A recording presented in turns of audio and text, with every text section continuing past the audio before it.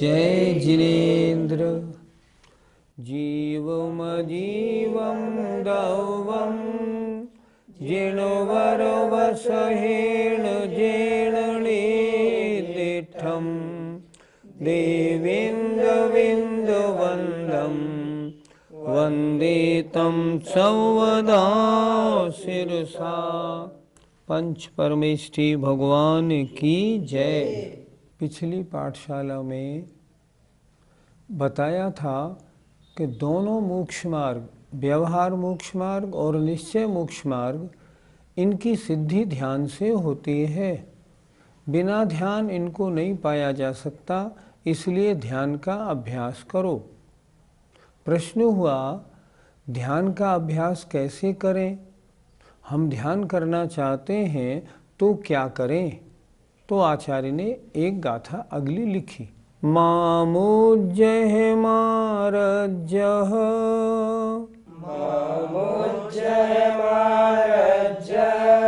मादुस्सह इट्ठणिट्ठवट्ठेषु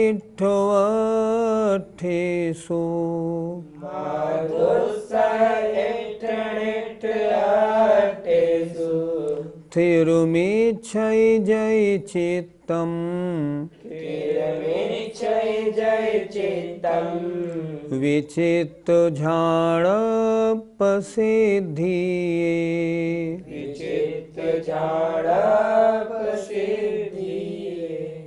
प्राकृत में एक विशेषता रहती है। प्राकृत में शब्दों में थोड़ा छोटा मोटा परिवर्तन देखने में आता है।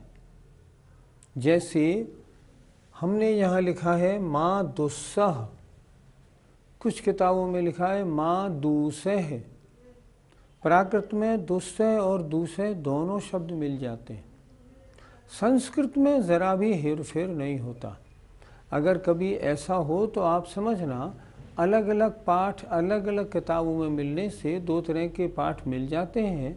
कोई शुद्धि अशुद्धि की ज़्यादा बात नहीं है। आइए अर्थ देखते हैं। माँ, माँ माने मत करो।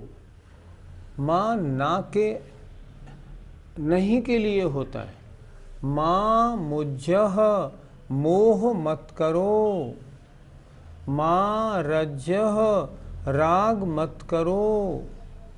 माँ दुस्सह, द्वेष मत करो। किसमें? इट्ठ माने इष्ट, अनिट्ठ माने अनिष्ट, अट्ठेसु माने पदार्थों में। ध्यान अच्छा करना है तो हम क्या करें? अच्छे और बुरे लगने वाले पदार्थों में, इष्ट माने जो आपको प्रिय है, अच्छे लगते हैं। अनिष्ट माने जो प्रिय नहीं है, अच्छे नहीं लगते। तो इष्ट और अनिष्ट पदार्थों में माँ मुज्जह, मोह मत करो। माँ रज्जह, राग मत करो। माँ दुस्सह, द्वेष मत करो। क्यों नहीं करें? इससे क्या होगा? जय माने यदि, चित्तम चित्त को, थिरम इच्छई स्थिर बनाने की इच्छा रखते हो तो। एक एक शब्द आचार्य ने बहुत साफ सुथरा लिखा है। जय माने यदि, चित्त माने हृदय को, थिरम इच्छई स्थिर करने की इच्छा रखते हो तो। किस काम के लिए? विचित्त अनेक प्रकार के ध्यानों की सिद्धि के लिए।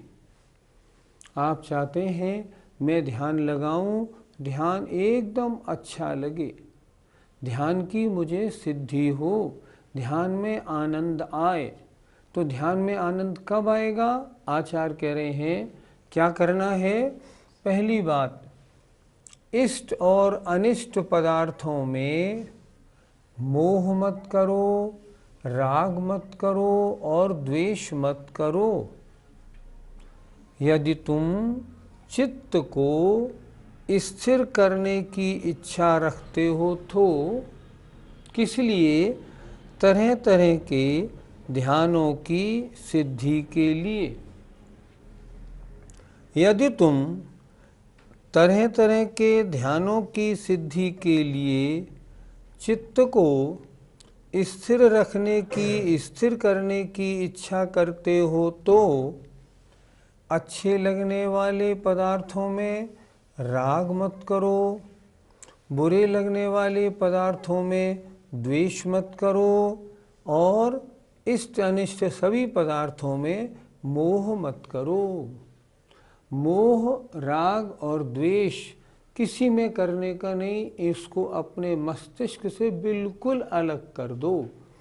यदि तुम चित्त को तरह तरह के ध्यान की सिद्धि के लिए स्थिरम इच्छाई, स्थिर रखने की इच्छा रखते हो तो, अगर तुम चाहते हो ध्यान अच्छा लगे, ध्यान में आनंद आए, तो इष्ट अनिष्ट पदार्थों में राग, द्वेष और मोह का त्याग करना है। आचार्य राय उपदेश आदेश दे रहे। पंडित जी, मोह किसे कहते हैं? मोह माने मूर्छा, मूर्छा माने ममत्व परिणाम। आत्मा से भिन्न जो पदार्थ हैं ये मेरे हैं, मैं इनका हूँ, ऐसे परिणामों को कहते हैं मोह। ये मोह ही तो संसार का कारण है। अगर हम पर पदार्थों में ये मेरे हैं ऐसा भाव छोड़ दें, फिर क्या बात है, फिर ध्यान लगने में दिक्कत ही क्या हो। लेकिन हमारे मोह है, हम सोचते हैं शरीर मेरा है, स्त्री पुत्र मेरे हैं, घर मकान धन मेरा है, तो जब उसमें कोई दिक्कत आती है तो व्यथित हो जाता है। ये सब मोह की महिमा है। गुरुजी, मोह फिर किस कारण होता है? मोह होने का कारण है दर्शन मोहिनी कर्म का मिथ्यात्व। दर्शन मोहिनी कर्म का एक भेद है मिथ्यात्व। जब मिथ्यात्व का उदय होता है ना, तब ये जीव मैं क्या हूँ, मेरा क्या है, इन चीज़ों को याद श्रद्धान में नहीं ला पाता, अन्य को अपना मानता है। उन्होंने लिखा है ना, मैं सुखी दुखी, मैं रंक राव, मेरे धन गृह गोधन प्रभाव, ये सब मोह की महिमा है। और दर्शन मोहिनी कर्म के उदय से मोह होने वाला है। अगर ये मिथ्यात्व का उदय ना हो तो ये विपरीत श्रद्धा वाले परिणाम बने ही नहीं। वो ये जान जाए ये सब पर हैं, मेरा तो मैं अकेला ही हूँ। गुरुजी, अब राग किसे कहते हैं? इंद्रिय और मन को कोई वस्तु अच्छी लगे उसे राग कहते हैं। मेरा बेटा अच्छा है, मेरा मकान अच्छा है, मेरी गाड़ी अच्छी है, मेरी ज्वेलरी अच्छी है, ये सब चीज़ें होना, इसका नाम है राग। गुरुजी, तो फिर मोह और राग में क्या अंतर है? आत्मा और पर पदार्थों का ज्ञान न होने से या मिथ्यात्व का उदय होने से मोह होता है, पर माया, लोभ और अन्य कषायों के होने से राग होता है। मोह में निज और पर के स्वरूप का ज्ञान नहीं होता।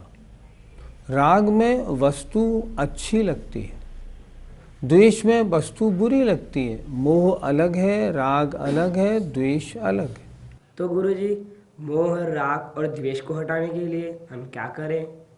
आत्मस्वरूप का परिचय प्राप्त करो। मैं कौन हूँ इसका स्वाध्याय करके इसको समझो। मैं हूँ कौन, मैं कौन हूँ और अन्य कौन है, इसका परिचय प्राप्त करो। दूसरी बात, भेद विज्ञान को आगे बढ़ाओ। तीसरी बात, स्वाध्याय करो, ज्ञानियों की, गुरुओं की संगति करो, प्रवचन सुनो और उनके प्रवचन सुन के उस पर विचार करो।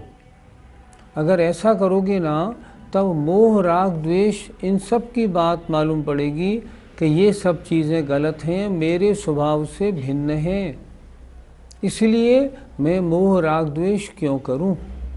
सबसे बड़ी बात, स्वाध्याय करके अगर भेद विज्ञान प्राप्त कर लेते हो तो मोह, राग, द्वेष तीनों से अपने को छुट्टी मिल सकती है। इसलिए अगर हम ध्यान करना चाहते हैं तो क्या करें? संसार की कोई वस्तु अच्छी नहीं, कोई बुरी नहीं, मेरी कोई नहीं। मैं तो सिर्फ आत्मा मात्र हूँ, ऐसा श्रद्धान बनाएं। अगर ऐसा श्रद्धान बनाएंगे और फिर अगर जाप देंगे ना, तो जाप करते में बीच में कोई भी अन्य पदार्थ नहीं आएगा। व्यापारी जाप देता है ना, किससे रुपया लेना है, किसको देना है, आज कौन व्यापारी आना है, किसका टैक्स देना है, वो सब झगड़े उसके दिमाग में आते हैं। और जब इन सब चीज़ों को हटा दिया, मेरा कोई नहीं है, तब फिर क्या रहा? फिर तो आत्मा चिंतन या ओम का ध्यान है, तो ओम के चिंतन में फिर खूब मन लगता है। कितनी सुंदर गाथा है, मोह मत करो, राग मत करो, द्वेष मत करो। किसमें? अच्छे और बुरे लगने वाले पदार्थों में। अगर तुम तरह तरह के ध्यान की सिद्धि के लिए मन को स्थिर करना चाहते हो तो एक बार की बात, आचार्य श्री ने विहार किया दोपहर के 2 बजे और 5 बजे तक बिल्कुल चुप रहे, बोले ही नहीं विहार में। किसी ने उनको पूछा 5 बजे, महाराज आज आप बिल्कुल मौन से रहे, क्या चिंतन चल रहा था? उन्होंने कहा बहुत अच्छी तरह से द्रव्य संग्रह की एक गाथा 3 घंटे से विचार रहा हूँ। कौन सी गाथा? यही गाथा, माँ मुझे, माँ रज्जय, माँ दूसरे। किसी से राग मत करो, मोह मत करो, द्वेष मत करो। कितनी सुंदर गाथा है। इस गाथा को तो याद रखना चाहिए और निरंतर स्मरण में रखना चाहिए अगर ध्यान की सिद्धि करनी है तो। आचार्य ने कहा तरह तरह के मंत्रों के जाप और ध्यान के लिए। शिष्य ने प्रश्न किया कौन कौन से मंत्र ध्यान करने योग्य हैं? तब आचार्य नेमचंद सिद्धांति देव ने एक अगली गाथा कही।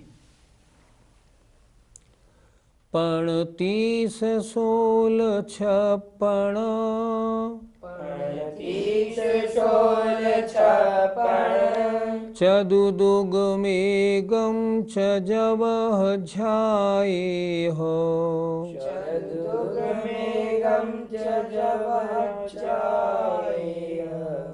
परमेठि वाचयाणम,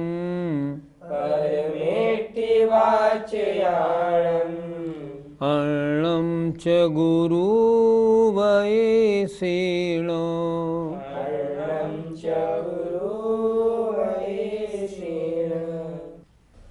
पण 30, पण माने 5 और 30 माने 30 अर्थात 35।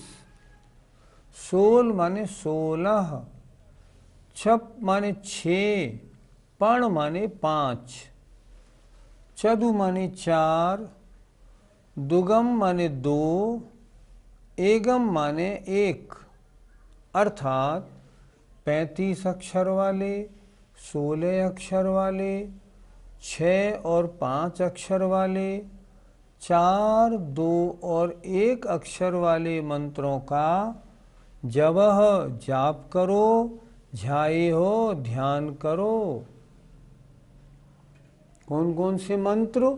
ये मंत्र जो 35, 16, 6, 5, 4, 2 और 1 अक्षर वाले मंत्र हैं, इनको जवह जपो, ध्यायो ध्यान करो। तो क्या यही मंत्र हैं या और भी मंत्र हैं? तो नीचे लिखा आचार्य ने, परमेष्ठि वाचयाणम, परमेष्ठि का कथन करने वाले, अर्णम च और भी मंत्रों को भी गुरु के उपदेश से ध्यान कर सकते हो। मतलब गुरु के उपदेश के अनुसार अगर और भी कोई मंत्र गुरु बताएं, वे भी ध्यान करने योग्य हैं। नीचे की 2 पंक्तियां फिर देखें। परमेष्ठि वाचयाणम, परमेष्ठि का कथन करने वाले, परमेष्ठि को बताने वाले अन्य मंत्रों को भी गुरु के उपदेश से ध्यान करना चाहिए। फिर देखें एक बार, पण 5, 30, 30, 35, 16, 6 और 5 अर्थात 35 अक्षर वाले, 16 अक्षर वाले, 6 और 5 अक्षर वाले, 4 अक्षर वाले, 2 और 1 अक्षर वाले मंत्रों का जपह जाप करो, ध्यायो ध्यान करो। इसके अलावा गुरु वैशेण गुरु के उपदेश से परमेष्टि का कथन करने वाले अन्य मंत्रों को भी ध्यान करो और जपो। वो भी जाप और ध्यान करने के योग्य होते हैं।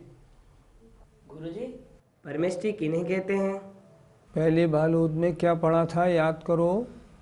पहले बालबोध में पढ़ा था जो आत्मा के परम पद में स्थित होते हैं, जो आत्मा के उत्कृष्ट पद को जो अपने में धारण करते हैं, जो आत्मा के उत्कृष्ट पद पर आसीन हैं, उन्हें कहते हैं परमेष्ठी। परमेष्ठी 5 होते हैं, अरिहंत, सिद्ध, आचार्य, उपाध्याय और साधु। 35 अक्षर का एक कौन सा मंत्र है? 35 अक्षर का मंत्र नमोकार मंत्र। नमो अरिहंताणम, नमो सिद्धाणम, नमो आयर्याणम, नमो वज्झायाणम, नमो लोये सौवसाहुणम। ये 35 अक्षर का मंत्र है। जब भी इसको बोलें, एक बात जरा ध्यान रखें, जहाँ अशुद्धि अपनी होती है। नमो आयर्याणम, कुछ लोग बोलते हैं आयर्याणम, या नहीं बोलना, ई बोलनी है। दूसरी बात, री जो है वो छोटी है, बड़ी नहीं। लोग बोलते हैं नमो आयर्याणम, ये गलत हो गया।